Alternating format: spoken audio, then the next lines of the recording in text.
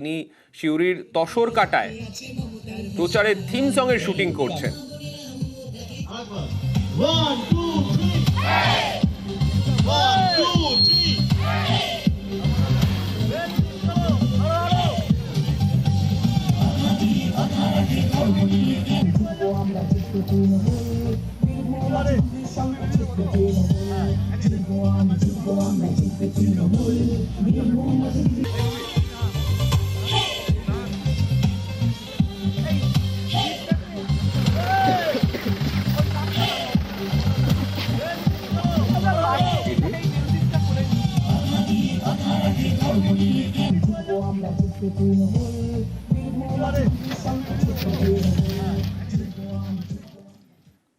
আর বাঁকুড়ায় প্রচারে সিপিআইএম প্রার্থী নীলাঞ্জন দাশগুপ্ত।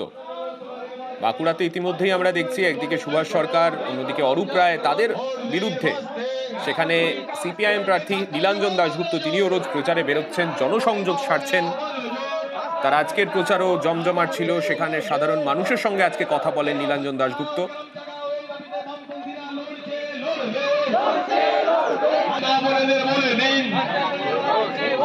ছাত্র যুবকে বলে দিন, এই কৃষক শ্রমিককে বলে দিন, ভোট দিয়ে বসতে, ভোট দিয়ে বসতে,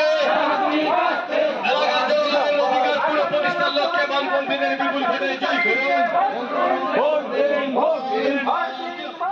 ভাঙড়ে প্রচারে যাদবপুরের সিপিআইএম প্রার্থী সৃজন ভট্টাচার্য।